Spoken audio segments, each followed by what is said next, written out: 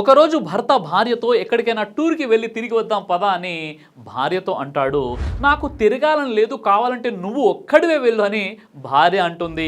అప్పుడు భర్త అంటాడు, నాకు ఇప్పుడు ఎలాంటి బాధ్యతలు లేవు, నేను చాలా ఖాళీగా ఉన్నాను కాబట్టి వెళ్ళొద్దాం పదా అని భార్యతో అంటాడు. అప్పుడు భార్య, నువ్వు బాగా యవ్వనంలో ఉన్నప్పుడు డబ్బు డబ్బు అని బాగా సంపాదించాలని బిజినెస్ అని బిజీగా ఉన్నావు, నా కోసం నీ దగ్గర సమయమే ఉండేది కాదు. ఇప్పుడు నువ్వేమో ఖాళీగా ఉన్నావు, నాకేమో ఓపిక లేదు, కావాలంటే నువ్వు ఒక్కడివే వెళ్ళానంటుంది. అప్పుడు భార్యతో భర్త అంటాడు, నువ్వు ఒక్కదానివే ఉదయం నుంచి సాయంత్రం వరకు ఇంట్లో ఎలా ఉంటావు అబ్బా, నాకు ఒక్కరోజు ఇంట్లో ఉండాలంటేనే చాలా కష్టంగా చిరాక ఉంటుందని భర్త అంటాడు.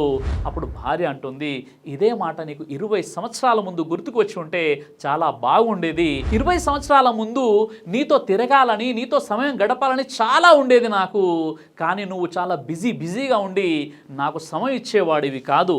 ఇప్పుడు నీకు తిరగాలని ఉంది, నీ దగ్గర సమయం ఉంది, కానీ నా మనసు ఎప్పుడో చచ్చిపోయింది, నాకు తిరగాలని లేదు, నాకు అసలు ఓపికే లేదని భార్య అంటుంది. అందుకే ఎప్పుడు ఏం చేయాలో అది చేయాలి, ఏ వయసులో ఏం చేయవలసిందో ఆ వయసులో అదే చేయాలి. ఎంత బిజీగా ఉన్నా కూడా మనం మన ఫ్యామిలీకి టైం ఇవ్వాలి.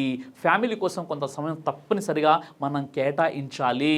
లేదంటే నేను బాగా డబ్బు సంపాదించేసి సెటిల్ అయిపోయిన తర్వాత నా ఫ్యామిలీని తిప్పుతానంటే అప్పటికి మీ మీద పదే చెప్పి విసిగిపోయి మీ భార్య మీ పట్ల విరక్తి చెంది ఉంటుంది.